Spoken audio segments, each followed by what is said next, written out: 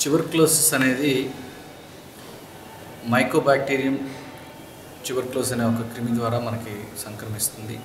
దీన్ని రాబర్ట్ కాక్ అనే వ్యక్తి 1886లో కనుక్కున్న తర్వాత ఈ జబ్బు ఇట్లా ఉంటుంది అనే ఒక అవగాహన, ఆలోచన, దానికి మందులు, వైద్యం ఇవన్నీ కనుక్కోవడం జరిగింది.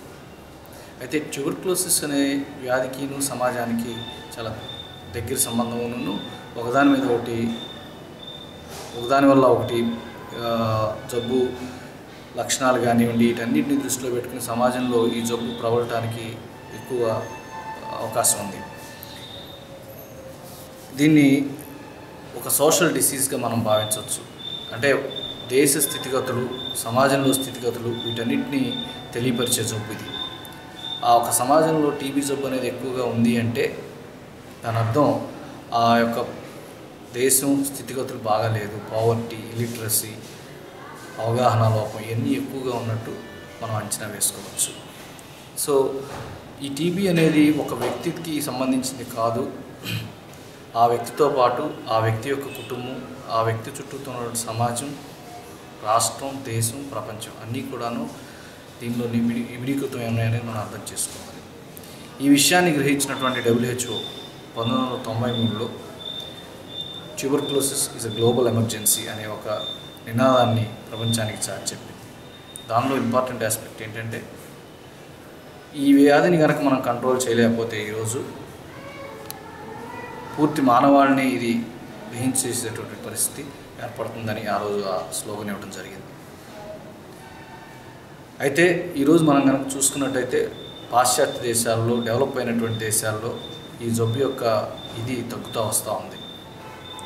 దానికి కారణం ఏంటంటే ఒకటి వైద్యంలో వచ్చినటువంటి మార్పులు ఇవన్నీ అయితే, రెండోది వాళ్ళ యొక్క సోషో ఎకనామిక్ స్టేటస్ని డెవలప్ అవటం, అంటే వాళ్ళ ఆర్థికంగా బలపడటం, సమాజం, కుటుంబం అందరూ ప్రతి ఇండివిజువల్ కూడా ఆర్థికంగా బలపడటం వల్ల ఈ జబ్బు తగ్గుతూ వస్తూ ఉంది.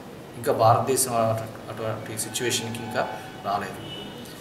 ఇంకో ఇంపార్టెంట్ ఆస్పెక్ట్ ఏంటంటే దీనిలో HIV అనే ఒక మహమ్మారి చేరటం వల్ల it's a double trouble. TB, HIV అనేది రెండు కలిస్తే నిప్పులో మనం పెట్రోల్ పోసినట్టే. HIVలో ఏదైతే వ్యాధి నిరోధక శక్తి బాగా తగ్గుతుందో టీబీకి అది అవసరం. ట్యూబర్క్లోసిస్ పేషెంట్స్ అందరికీ కూడాను వ్యాధి నిరోధక శక్తి బాగా తక్కువగా ఉంటుంది. అండ్ HIV ఉన్న వాళ్ళలో ఇంకా వ్యాధి నిరోధక శక్తి తగ్గడం వల్ల ఆ జబ్బు చాలా స్పీడ్గా పెరగటం అండ్ కంట్రోల్ చేయడం కూడా కష్టంగా ఉండేటువంటి పరిస్థితి ఈరోజు మనం చూస్తూ ఉన్నాం. అట్లాగే గవర్నమెంట్ ఈ ట్యూబర్క్లోసిస్ని కంట్రోల్ చేయడానికి అనేక రకాలైనటువంటి programmes, national tuberculosis control programmes అని, తర్వాత revise national tuberculosis control programme, DOTS programme ఇవన్నీ కూడా చేస్తూ వస్తూ ఉంది. అయినా కూడా ఇంకా దీనిలో చాలా వరకు పాలసీ మేకర్స్లో కానీ, పొలిటికల్ కమిట్మెంట్ కానీ ఇవన్నీ కూడా కొంత తక్కువే అని మనం ఈరోజు చెప్పుకోవాలి.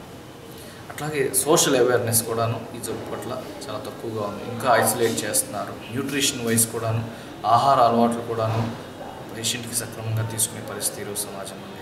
అది కూడా ఎంతో డెవలప్ చేయాల్సిన అవసరం. ప్రతి వ్యక్తికి మందులతో పాటు న్యూట్రిషన్ కూడా ఎంతో ఇంపార్టెంట్ అనే విషయాన్ని మనం తెలియపరచాలి. అట్లాగే ఈ ట్యూబర్క్లోసిస్ అనే దానికి వైద్యంలో కనుక మనం చూసుకున్నట్టయితే క్వాలిఫైడ్ డాక్టర్స్లోనే ఈ జబ్బు యొక్క వైద్యం పట్ల సంపూర్ణమైన అవగాహన లేదు అని ఏ రకంగా చెప్తున్నారంటే, ఈ ఉన్న మందుల్ని ఒక నిర్దిష్టంగా ఈ రకంగా వాడమని సైన్స్ చెప్తాంది. అయినా కూడా దాన్ని ఒక పద్ధతి ప్రకారం వాడకుండా ఎవరికి ఇష్టం వచ్చిన రీతిలో ఈ మందులు వాడటం వల్ల ఈ క్రిమి కూడా రెసిస్టెన్స్ డెవలప్ చేసి ఈ రోజున MDR డ్రగ్ రెసిస్టెంట్ ట్యూబర్క్లోసిసే కాకుండా మల్టీ డ్రగ్ రెసిస్టెంట్ ట్యూబర్క్లోసిసే కాకుండా టోటల్ డ్రగ్ రెసిస్టెంట్ ట్యూబర్క్లోసిస్ అనేది ఈరోజు సొసైటీలో మనం చూస్తాం. చాలా బాధాకరం. దీన్ని వ్యాధి పట్ల పోరాడటానికి ఇంకా మందులు కూడాను లేవు. ఈ టోటల్ డ్రగ్ రెసిస్టెంట్ ట్యూబర్క్లోసిస్ అనే జబ్బు కనుక సమాజంలో పెరిగితే ఆ తర్వాత మనం చేయగలిగింది కూడా ఏమీ లేదు. కాబట్టి ఈ డ్రగ్ రెసిస్టెన్స్ అనేది మనం కంప్లీట్గా లేకుండా చేయాలి అంటే దాని పట్ల అవగాహన ముందు డెవలప్ చేసుకోవాల్సిన పరిస్థితి ఈరోజు ఉంది. అండ్ రెండోది పల్లెటూరుల్లో ఇట్లాంటి చోట్ల ఏంటంటే, అండ్ ఈవెన్ అర్బన్ ఏరియాస్లో కూడా, స్లమ్ ఏరియాస్లో క్వాక్ ప్రాక్టీస్ అనేది చాలా ఎక్కువగా ఉంది. ఈ క్వాక్ ప్రాక్టీస్ అంటే ఏంటంటే తెలియనటువంటి వైద్యం, అవగాహన లోపం వల్ల ఉండే వైద్యం, ఇవన్నీ చేయటం వల్ల ఈ జబ్బు వారిని ఎక్కువ మంది ఇబ్బందులు పడుతున్నారు. కాంప్లికేషన్స్ వస్తున్నాయి, డ్రగ్ సైడ్ ఎఫెక్ట్స్ వస్తున్నాయి. వీటన్నిటినీ మనం ఒక ప్రాపర్ హెల్త్ ఎడ్యుకేషన్ తోటి నివారించవచ్చని నేను భావిస్తూ ఉన్నాను.